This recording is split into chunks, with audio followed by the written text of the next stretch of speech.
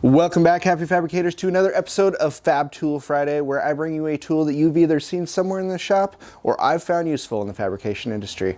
Let's check it out. Okay, so the tool that's made the cut for episode 10 of Fab Tool Friday is the Blue Demon TrueFlex tungsten electrode.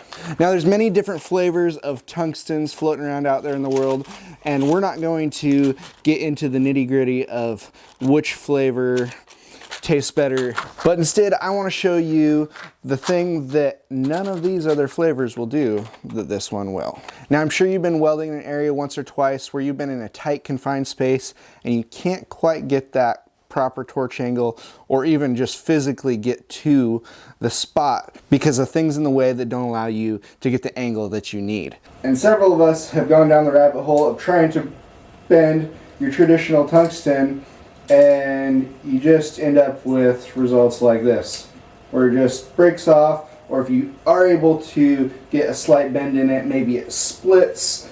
And maybe some of us have even made do to where you heated that tungsten up and then you were able to bend it slightly while it was red hot. But in the process of doing that, you usually end up contaminating the tungsten because you're usually not getting proper shielding gas over it while you're messing with it, or you just don't quite get the right shape that you need to do the job. And that is where this stuff comes in. So the cool thing about this TrueFlex is you can manipulate it super easily with just a pair of pliers, and you don't have to get it hot. You can grab a hold of it with a couple pairs of pliers and just slowly give it that bend,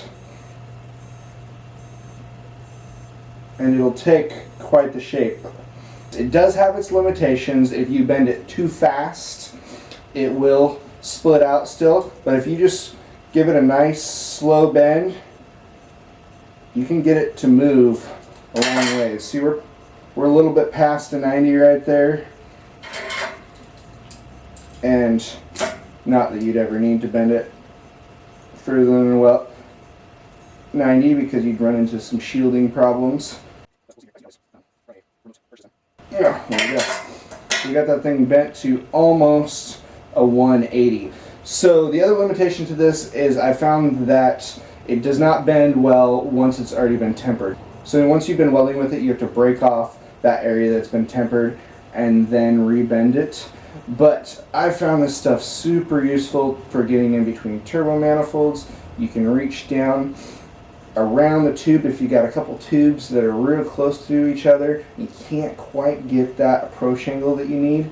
You can stick like a 45-degree, maybe a little steeper bend in it, and just reach around to the top of that tube and be able to finish that off. Whereas otherwise, you would either have to be trying to blow that weld in at too steep of an angle, or you just wouldn't be able to get to it. This just is kind of a good resource to be able to get into those tight areas. So to be able to do this, you need to make sure you got good shielding, because when you are bending that piece of tungsten over, you are getting it further away or closer to the edge of that argon envelope. So you're going to want a larger shielding cup in most cases to be able to use this properly. As far as arc starts and consistency, I found it to be really good. It has a clean startup, and it holds its edge really well. It doesn't want to round over when you get super high amperage and stuff like that.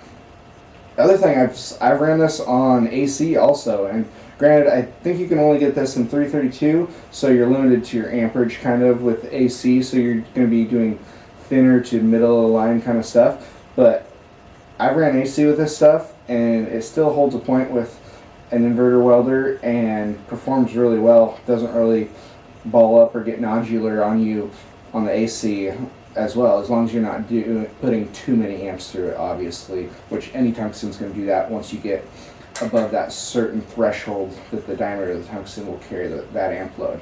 But overall, I found it to be a super helpful resource to have in the toolbox. If you get in a pinch, it's literally another resource to try to get the job done, and it has saved my butt multiple times. So hopefully you guys found this valuable. I will leave a link down in the description below if you're interested in trying some out for yourself. If you want to see more fabrication content, click some of the links that are going to pop up here. If you want to be notified of upcoming videos, hit that subscribe button and ring the bell. It's free to do so, and go build something, guys.